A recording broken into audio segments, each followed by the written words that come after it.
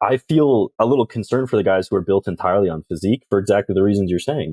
They get injured and it can be as quickly as over for them. They might still have that reputation. They might still have some loyal followers, but there's always that bigger fish. There's always that like next big thing, and people kind of jump ship and move to that. That can be really hard on you. So unless you have like something else that you offer, like kind of a specification within your niche, then I think it's tricky to stay relevant afterwards. So you already started doing consultations, so your inbox doesn't get flooded. I saw. Right. Yeah. So the consultations, I added that kind of as a, if someone sends me a message and it's, 3 paragraphs of details, it's like, it's probably going to be best if we just talk face to face about this. And, you value my time, I value yours, all of that. It's a mutually beneficial relationship there.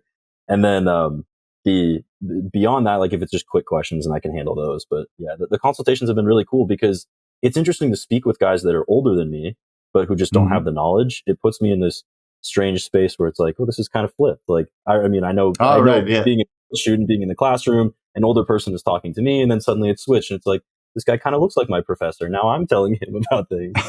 It's an interesting that's balance. Good. Yeah. No, but that's good. But then you already have the confidence and the or not the confidence, you have the respect of the audience, right? Which is difficult to do at your age. And trust me, I was in the same position when I was starting to do business consulting when I was like 21 years old. Yeah. Nobody takes you serious, dude. Nobody. So you really have to fight for it and just go through the grinder, work the extra overtime before people actually start to listen, even though you might have more knowledge on particular subjects than the next guy who's been there for a long time. So now if you're already getting older dudes, when you start getting them in their 40s and 50s, then that's another measurement of success. Just keep doing what you're doing and they'll get more and more and more until the rates have to go up, and then you know exactly what it feels like to be in my position. Yeah, exactly what you said about like diversifying your income streams, though. I mean, I feel a little concerned for the guys who are built entirely on physique for exactly the reasons you're saying.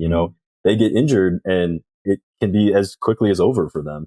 They might still have that reputation. They might still have some loyal followers, but there's always that bigger fish. There's always that like next big thing, and people kind of jump ship and move to that. Right. That can be really hard on you. So unless you have like something else that you offer, like kind of a specification within your niche, then I think it's tricky to stay relevant afterwards. I know Bradley Martin is a good example who used to do the whole gym thing and then has now translated over into owning his own business and having his podcast more as a personality and less for his physique.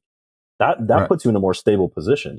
If there's any end game that would be pretty nice, it's something like that rather than I just look good all year round. You can't look good into your 60s and 70s, man. There's going to be a point when it runs out, right? Mid-30s already, it starts to go downhill. Trust me.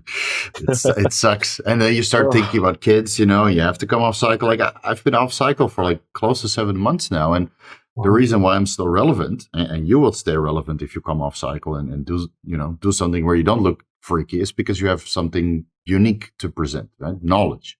Yeah. And knowledge is always relevant.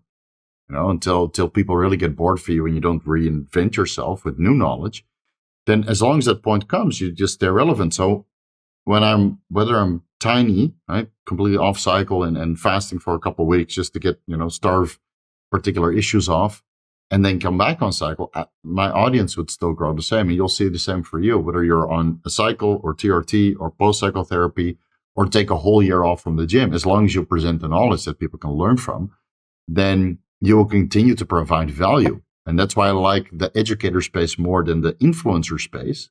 Because even though the influencer space, you can grow 10 times faster and make money 10 times faster. It does come with like a 5 to 7 year shelf life. And after that, it's kind of over. I mean, look at the old generation of Facebook and Instagram celebrities, or YouTube celebrities. Completely irrelevant. Yeah. Right now. All been replaced. Most of them already retired. And of course, some of them invested really well into gyms, like Bradley Martin, for example. He's got a gym, he's got a clothing line. I'm sure he's got some sponsors. He knows how to podcast. He puts a couple ads here and there with those ad placements. He probably makes like $5,000 to $10,000 per ad placement. So, it adds up at the end of the month. Right. Yeah. And I mean, the ad placements are I get these requests all the time. When you have a bigger platform, people are willing to spend thousands of dollars on ad placement. It's insane, So you got to stay relevant in that aspect. And you see with Flex Lewis also just doing the podcast. Right. Yep. Yeah, yeah.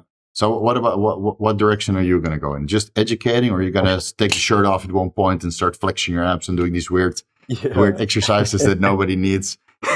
Right. Yeah. Well, that would be paying homage to Joe for those kinds of things. But Yeah, even his exercises are they're really good too. Just very creative, right?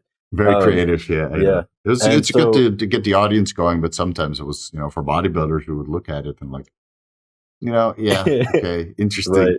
Yeah, Yeah, exactly. So my outlook on things would is definitely to engage in the educator space first.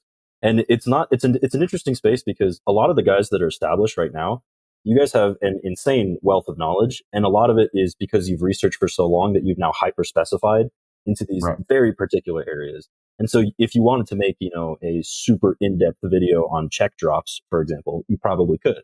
And then Yeah, other guys where if they're coming to me for information, they're usually in that, 18-25 age demographic. And they're looking for, I don't know anything about this. How do I get things going? How do I get a basic understanding? And right, so it's really just going to be that reintroduction and hammering in of the basics. And also when you guys bring up interesting topics or something that forwards the application of safer use, then that's something I can lean into, translate for a younger audience, and then right. spread basically. Because as this is something I think is really important that a lot of people don't do, but even in my little document on my website, um, Mhm, I have a list of all of these educators in the space, some that I like, some that I don't like, and at mhm, least just to put the information all out there and let them know these are all the sources of information. I want right, their knowledge to be widely distributed, right? right, I'm basically acting as a catalyst for a lot of that. Beyond the education, I do really love bodybuilding. And so I'm wondering where I might be able to go there. Obviously, after I've done my first cycle, I know that I'm not going to be Ronnie Coleman, but, Shit. right. Ah, darn. No way. Right. Shock surprise. Yeah. Right. If I was like 14 with 18-inch arms, then maybe that would be a different situation. But um, just to push my body and see where I can get to, and then do little experiments and show the audience that you can do these things and you can manage side effects safely, and just Right. to debunk certain issues about gear. It's like, well, I want to have kids in the future. Does that mean I can never use gear? It's like, no, actually, did you know that you can freeze your sperm? Like that's an option, right? I I think wish these are somebody all told me things that, that, so I didn't have to yeah, go through this thousands of dollars fertility protocol right now. yeah, yeah.